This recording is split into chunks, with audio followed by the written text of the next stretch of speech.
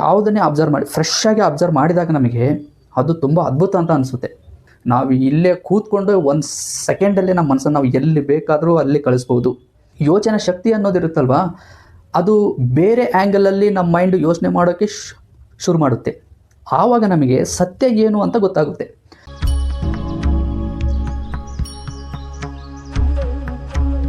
ಮುಕ್ತಿ ಅಂದರೆ ಏನು? ಇದೇನು ತುಂಬ ದೊಡ್ಡ ವಿಷಯ ಅಲ್ಲ. ಈ ವಿಡಿಯೋನ ಆರಾಮಾಗಿ ನೋಡಿ. ಮುಕ್ತಿ ಅಂದರೆ ಇಷ್ಟೇನಾ ಅಂತ ಅನಿಸುತ್ತೆ. ಇದು ತುಂಬ ಅಂದರೆ ತುಂಬಾ ಸರಳ. ನಾವು ಮುಕ್ತಿ ಹೊಂದಬೇಕು ಅಂದರೆ ಸಂಸಾರ ಬಿಡಬೇಕು, ಹೆಂಡತಿ ಮಕ್ಕಳು ಬಿಡಬೇಕು, ಎಲ್ಲಾದರೂ ಕಾಡಿಗೆ ಹೋಗಿ ಸೇರ್ಕೋಬೇಕು, ಎಲ್ಲರನ್ನೂ ಬಿಟ್ಟು ಒಂಟಿಯಾಗಿರಬೇಕು, ಅದಕ್ಕೆ ತುಂಬ ತಪಸ್ಸು ಮಾಡಬೇಕು, ಹೀಗೆ ಏನೇನೋ ಕಲ್ಪನೆಗಳಿದ್ದಾವೆ. ಮುಕ್ತಿಯನ್ನು ಪಡಿಬೇಕು ಅಂತಂದರೆ ದೊಡ್ಡ ದೊಡ್ಡ ಮಹಾಪುರುಷರೇ ಆಗಬೇಕಂತ ಇಲ್ಲ. ಸಾಮಾನ್ಯ ವ್ಯಕ್ತಿ, ಇವಾಗ ನೋಡಿ, ಈ ಭೂಮಿಲಿ ನಾವು ಬದುಕ್ತಾ ಇದ್ದೀವಲ್ವ, ಯಾರೆಲ್ಲ ಈ ಭೂಮಿ ಮೇಲೆ ಬದುಕ್ತಾ ಇದ್ದಾರೋ ಅವರು ಪ್ರತಿಯೊಬ್ಬರು ಮುಕ್ತಿಯನ್ನು ಪಡಿಬೇಕಾಗುತ್ತೆ. ನಿಮಗೆ ಸರಳವಾಗಿ ಹೇಳ್ತೀನಿ. ಇವಾಗ ಇದು ನಾವು ವಾಸ ಮಾಡ್ತಾ ಇರೋ ಒಂದು ಭೂಮಿ ಅಂತ ಅಂದ್ಕೊಳ್ಳಿ, ಓಕೆನಾ? ಇದು ಭೂಮಿ. ನಮ್ಮ ಜೀವನ ಇಲ್ಲಿ ಯಾವ ಥರ ಇದೆ, ನಾವು ಹೆಚ್ಚಾಗಿ ಯಾವುದ್ರ ಬಗ್ಗೆ ಯೋಚನೆ ಮಾಡ್ತೀವಿ? ಫಸ್ಟ್ ನೋಡಿ, ನಾವೊಂದು ಎಜುಕೇಷನ್ ಮಾಡ್ತೀವಿ ಅಲ್ವಾ? ಆಮೇಲೆ ಎಜುಕೇಷನ್ ಆದಮೇಲೆ ಒಂದು ಜಾಬ್ ಅಂತ ಹುಡುಕ್ತೀವಿ. ಜಾಬ್ ನಮಗೆ ಸಿಕ್ತು ಅಂದರೆ ಮದುವೆ ಆಗ್ತೀವಿ, ಆಮೇಲೆ ಮಕ್ಕಳಾಗ್ತವೆ, ಆಮೇಲೆ ಸ್ವಲ್ಪ ಆಸ್ತಿ ಕೂಡ ಮಾಡ್ತೀವಿ, ಆಮೇಲೆ ಕೊನೆಗೆ ಮರಣ ಹೊಂದ್ತೀವಿ. ಜೀವನ ಈ ರೀತಿ ಇರಬೇಕಾದ್ರೆ ನಮ್ಮ ಯೋಚನೆಗಳು ಯಾವಾಗಲೂ ಇವುಗಳ ಮೇಲೇ ಇರ್ತವೆ. ನಾನು ಯಾವುದನ್ನು ಓದಬೇಕು, ನಾನು ಯಾವ ಕೆಲಸ ಮಾಡಬೇಕು, ನಾನು ಎಂಥ ಹುಡುಗಿನ ಮದುವೆ ಆಗಬೇಕು, ಮತ್ತು ನಾನು ಎಷ್ಟು ಹಣನ ಗಳಿಸಬೇಕು, ಬರೀ ಇದ್ರ ಸುತ್ತಮುತ್ತಲೇ ಯೋಚನೆ ಮಾಡ್ತಾ ಇರ್ತೀವಿ ನಾವು. ಇವುಗಳ ನಡುವೆ ಸಿಟ್ಟು, ಕೋಪ, ಮತ್ತು ಅವ್ರು ಹಾಗೆ, ಇವ್ರು ಹೀಗೆ, ಅವ್ರು ಕಂಡ್ರೆ ಇವ್ರಿಗಾಗಲ್ಲ, ಇವ್ರು ಕಂಡ್ರೆ ಅವ್ರಿಗಾಗಲ್ಲ, ದ್ವೇಷ, ಕೋಪ ಇವು ಕೂಡ ಇರ್ತವೆ. ನೋಡಿ, ಯಾವಾಗಲೂ ನಾವು ಇದ್ರ ಬಗ್ಗೆನೇ ಯೋಚನೆ ಮಾಡ್ತೀವಲ್ವಾ? ಸ್ವಲ್ಪ ನಾವು ತುಂಬ ಆಳವಾಗಿ, ವಿಶಾಲವಾಗಿ ಯೋಚನೆ ಮಾಡೋದನ್ನು ಕಲಿಬೇಕಾಗುತ್ತೆ. ಹೇಗೆಂದರೆ ನೋಡಿ, ಇವಾಗ ನಾವು ಇಲ್ಲಿ ಭೂಮಿಲಿ ವಾಸ ಮಾಡ್ತಾ ಇದ್ದೀವಲ್ವಾ, ಈಗ ಭೂಮಿಯಿಂದ ಸ್ವಲ್ಪ ದೂರದಲ್ಲಿ ಇದ್ದೀರಾ ಅಂತ ಅಂದ್ಕೊಳ್ಳಿ, ಇಲ್ಲ ಒಂದು ಆಕಾಶದ ಮೇಲೆ ಇದ್ದೀರಾ ಅಂತ ಅಂದ್ಕೊಳ್ಳಿ, ಓಕೆನಾ? ಆಗ ನಮ್ಮ ಕಣ್ಣಿಗೆ ಏನೆಲ್ಲ ಕಾಣುತ್ತೆ? ನಾವು ಭೂಮಿ ಒಳಗಡೆ ಇದ್ದಾಗೆ ಇವುಗಳ ಬಗ್ಗೆನೇ ಯೋಚನೆ ಮಾಡ್ತೀವಲ್ವ, ಇವನ್ನೇ ಜೀವನ ಅಂತ ಅಂದ್ಕೊಂಡಿರ್ತೀವಿ. ಬಟ್ ಸ್ವಲ್ಪ ನಾವು ಆಕಾಶದಿಂದ ಭೂಮಿನ ನೋಡಿದಾಗ ನಾವು ವಾಸ ಮಾಡ್ತಾ ಇರೋ ಸ್ಥಳ ನಮಗೆ ಯಾವ ರೀತಿ ಕಾಣುತ್ತೆ ಅಂದರೆ, ಅದರಲ್ಲಿ ಗಿಡ ಮರಗಳು ಕಾಣ್ತವೆ, ಮತ್ತು ನೀರು ಕಾಣುತ್ತೆ, ಗಾಳಿ ಇದೆ, ಭೂಮಿಯಿಂದ ಆಹಾರ ಬರುತ್ತೆ, ಮತ್ತು ಮಣ್ಣಿದೆ, ಮತ್ತು ನಮಗೊಂದು ದೇಹ ಇದೆ, ಪ್ರಾಣಿ ಪಕ್ಷಿಗಳು, ಹೀಗೆ ಕೋಟ್ಯಾಂತರ ಜೀವಿಗಳಿದ್ದಾವೆ. ಇಷ್ಟೆಲ್ಲ ಕಾಣಿಸ್ತವೆ ಅಲ್ವಾ? ನಾವು ಬರೀ ಇವುಗಳ ಬಗ್ಗೆನೇ ಯೋಚನೆ ಮಾಡೋದು ಬಿಟ್ಟು ಸ್ವಲ್ಪ ಇವುಗಳ ಬಗ್ಗೆನೂ ಕೂಡ ಯೋಚನೆ ಮಾಡಬೇಕು. ಯಾಕೆಂದರೆ ನಮ್ಮನ್ನು ಬದುಕಿಸ್ತಾ ಇರೋದು ಇವುಗಳೇ. ಇವುಗಳು ಇಲ್ಲ ಅಂದರೆ ನಾವು ಜೀವನ ಮಾಡೋಕ್ಕಾಗೋದಿಲ್ಲ, ನಾವು ಬದುಕೇ ಇರೋದಿಲ್ಲ. ಇವು ನಮ್ಮನ್ನು ಪ್ರತಿ ಕ್ಷಣನೂ ಕೂಡ ಬದುಕಿಸ್ತಾ ಇದ್ದಾವೆ. ಇವುಗಳು ಆಶ್ರಯ ಇಲ್ಲದೇ ನಾವು ಜೀವನ ಮಾಡೋಕ್ಕೆ ಆಗೋದಿಲ್ಲ. ನೋಡಿ, ಇವುಗಳ ಬಗ್ಗೆ ಒಂದು ಸ್ವಲ್ಪ ಯೋಚನೆ ಮಾಡಿ, ಭೂಮಿ ಬಗ್ಗೆ ಒಂದು ಸ್ವಲ್ಪ ಯೋಚನೆ ಮಾಡಿ, ಸೂರ್ಯನ ಬಗ್ಗೆ ಒಂದು ಸ್ವಲ್ಪ ಯೋಚನೆ ಮಾಡಿ. ಇವುಗಳ ಬಗ್ಗೆ ನೀವು ಯೋಚನೆ ಮಾಡಿದಾಗ ದೂರದಿಂದ, ಆವಾಗ ನಿಮಗೆ ಒಂದೊಂದಾದ ಸತ್ಯಗಳು ಗೊತ್ತಾಗ್ತಾ ಹೋಗ್ತವೆ. ಯೋಚನಾ ಶಕ್ತಿ ಅನ್ನೋದಿರುತ್ತಲ್ವ, ಅದು ಬೇರೆ ಆ್ಯಂಗಲಲ್ಲಿ ನಮ್ಮ ಮೈಂಡು ಯೋಚನೆ ಮಾಡೋಕ್ಕೆ ಶುರು ಮಾಡುತ್ತೆ. ಆವಾಗ ನಮಗೆ ಸತ್ಯ ಏನು ಅಂತ ಗೊತ್ತಾಗುತ್ತೆ. ನಾವು ಯಾವಾಗ ಈ ಒಂದು ಜೀವನದ ಒಳಗಡೆನೇ ನಾವು ಯೋಚನೆ ಮಾಡಿದರೆ ನಮ್ಮ ಮೈಂಡ್ ಇವುಗಳನ್ನೇ ತುಂಬಿಕೊಳ್ಳುತ್ತೆ. ಹಾಗೆ ನಾವು ವಿಶಾಲ ದೃಷ್ಟಿಯಿಂದ ಯೋಚನೆ ಮಾಡಿದಾಗ, ಇವುಗಳ ಬಗ್ಗೆ ನಾವು ಯೋಚನೆ ಮಾಡಿದಾಗ, ಆಗ ನಮ್ಮ ಮೈಂಡು ಬೇರೋದನ್ನು ಗ್ರಹಿಸೋಕೆ ಶುರು ಮಾಡುತ್ತೆ. ನೀವು ಒಂದು ಹತ್ರ ಕೂತ್ಕೊಳ್ಳಿ, ಆರಾಮಾಗಿ ಕೂತ್ಕೊಂಡು ಇವುಗಳ ಬಗ್ಗೆ ಸ್ವಲ್ಪ ಯೋಚನೆ ಮಾಡಿ. ನೋಡಿ, ನಾವು ಇವುಗಳ ಬಗ್ಗೆ ಯೋಚನೆ ಮಾಡಿದಾಗ ನಮಗೆ ಒಂದು ಗೊತ್ತಾಗುತ್ತೆ ಏನು ಅಂತಂದರೆ, ಎಲ್ಲದಕ್ಕೂ ಒಂದು ನಿಯಮ ಇದೆ. ನಮಗೆ ಹಗಲು ರಾತ್ರಿ ಆಗ್ತಾ ಇದ್ದಾವೆ ಅಂತಂದರೆ ಈ ಭೂಮಿ ತಿರುಗ್ತಾ ಇದೆ ಅಲ್ವಾ? ಹಾಗೆ ನಮಗೆ ನೀರು ಬೇಕು ಅಂದರೆ ಮಳೆ ಬರಬೇಕು, ಮತ್ತು ಗಾಳಿ, ಮತ್ತು ಭೂಮಿಯಿಂದ ಆಹಾರ, ಇವುಗಳೆಲ್ಲವ ಬಗ್ಗೆ ನಾವು ಯೋಚನೆ ಮಾಡಿದಾಗ ಎಲ್ಲವಕ್ಕೂ ಒಂದೊಂದು ನಿಯಮ ಇದೆ. ಇವು ನಿಯಮ ಇದಾವಂತ ನಮಗೆ ಗೊತ್ತಾಯಿತು ಅಂದರೆ ಆಗ ನಾವು ಗ್ರಹಿಸ್ತೀವಿ ಇವುಗಳನ್ನು ಸೃಷ್ಟಿ ಮಾಡಿರೋ ಒಂದು ಶಕ್ತಿ ಇದೆ ಅಂತ ಹೇಳಿ. ಆ ಶಕ್ತಿ ನಮ್ಮನ್ನು ಈ ಭೂಮಿ ಮೇಲೆ ಬದುಕಿಸ್ತಾ ಇದೆ. ಆ ಶಕ್ತಿ ಯಾವುದು ಅಂದರೆ ದೇವರು, ಮತ್ತೇನೂ ಅಲ್ಲ. ಇಲ್ಲಿದೆ ಅಲ್ವಾ ದೇವರು. ದೇವರು ಅನ್ನೋದ್ರ ಬಗ್ಗೆ ನಾವು ಪ್ರತಿದಿನ ಆ ಒಂದು ಯೋಚನೆ ಇರುತ್ತೆ. ಬೆಳಗ್ಗೆ ಎದ್ದು ಕೂಡಲೇ ಒಂದು ಸ್ಟೇಟಸ್ ಹಾಕೋದು, ಹೀಗೆ.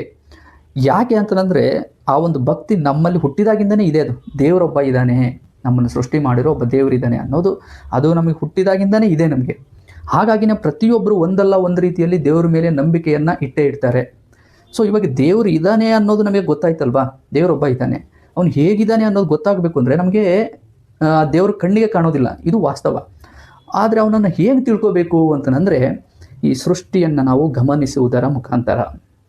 ಇದು ನೋಡಿ, ಗಿಡ, ಮರ, ಗಾಳಿ, ಆಹಾರ, ನಮ್ಮ ಒಂದು ದೇಹ, ಮಣ್ಣು, ಪ್ರಾಣಿ, ಪಕ್ಷಿ, ಇವನ್ನ ಯಾವನ್ನು ನಾವು ಸೃಷ್ಟಿ ಮಾಡಿಲ್ಲ ಅಂದರೆ ಮತ್ತು ಇವೆಲ್ಲ ಹೇಗೆ ಸೃಷ್ಟಿ ಆದರೂ ಇವುಗಳನ್ನು ಸೃಷ್ಟಿ ಮಾಡಿರೋ ಒಂದು ಶಕ್ತಿ ಇದೆ, ಅದೇ ಭಗವಂತ. ನಾವು ಸ್ವಲ್ಪ ಯೋಚನೆ ಮಾಡಬೇಕು. ಫಸ್ಟು ಸೃಷ್ಟಿ ಬಗ್ಗೆ ಯೋಚನೆ ಮಾಡಬೇಕು. ನಾವು ಇದ್ರ ಬಗ್ಗೆ ಯಾವಾಗ ಯೋಚನೆ ಮಾಡ್ತೀವಿ ಅಂತಂದರೆ ಸ್ವಲ್ಪ ವಿಶಾಲ ದೃಷ್ಟಿಕೋನದಿಂದ ನಾವು ಯೋಚನೆ ನೋಡಿದಾಗ. ಹೇಗೆ ಅಂದರೆ ನಾನು ನಿಮಗೆ ಹೇಳಿದ್ನಲ್ಲ, ಫಾರ್ ಎಕ್ಸಾಂಪಲ್ ನೋಡಿ, ಇವಾಗ ನೀವು ಸಂತೆಯಲ್ಲಿದ್ದೀರಾ ಅಂತ ಅಂದ್ಕೊಳ್ಳಿ, ಓಕೆನಾ. ನಿಮಗೆ ಪೂರ್ತಿ ಈ ಒಂದು ಸಂತೆ ವಾಸ್ತವ ಗೊತ್ತಾಗಬೇಕು ಅಂತಂದರೆ ಸಂತೆಯಿಂದ ಹೊರಗಡೆ ನಿಂತು ನೀವು ಯೋಚನೆ ಮಾಡಬೇಕಾಗುತ್ತೆ. ಆವಾಗ ಈ ಒಂದು ಸಂತೆಯಲ್ಲಿ ಏನಿದೆ ಅನ್ನೋದು ವಾಸ್ತವ ಗೊತ್ತಾಗುತ್ತೆ.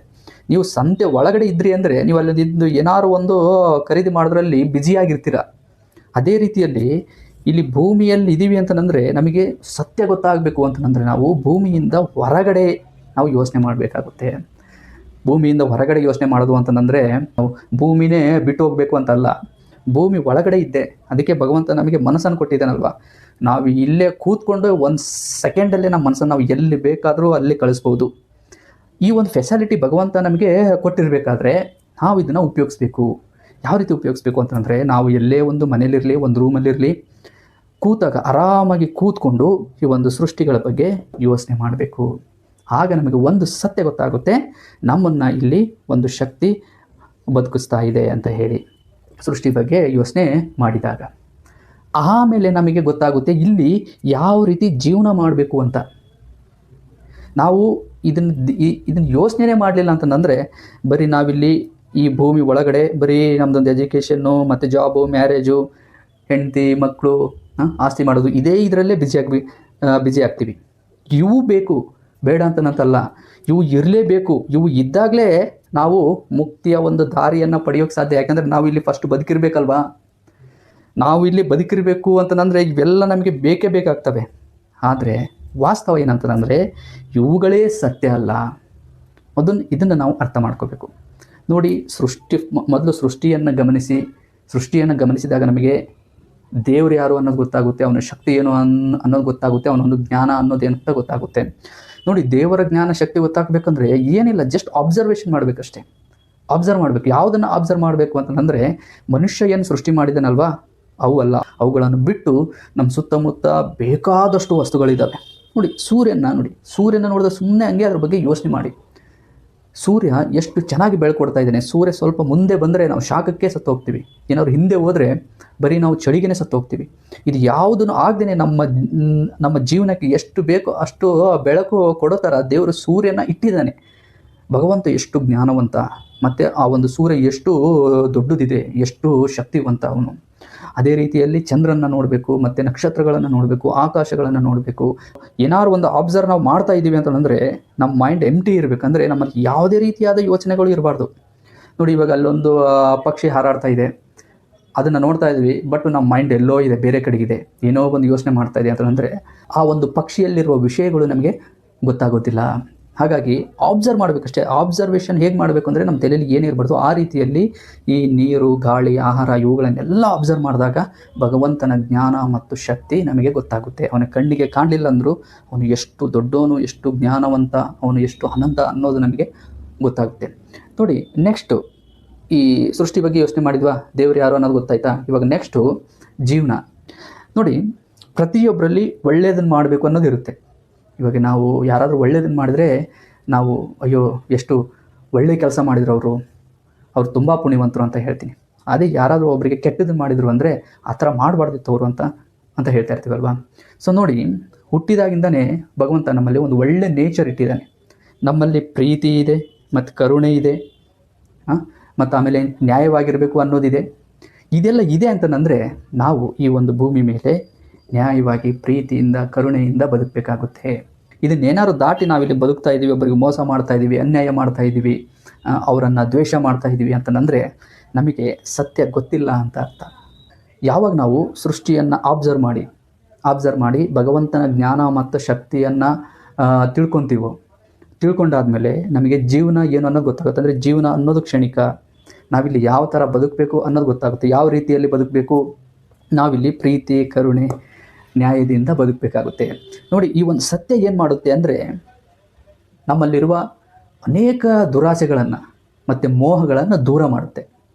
ಆಗ ವ್ಯಕ್ತಿ ತುಂಬ ಸರಳವಾಗಿ ಸಂತೋಷವಾಗಿ ಜೀವನ ಮಾಡ್ತಾನೆ. ಇದೇ ಮುಕ್ತಿ, ಬೇರೆ ಏನೂ ಅಲ್ಲ.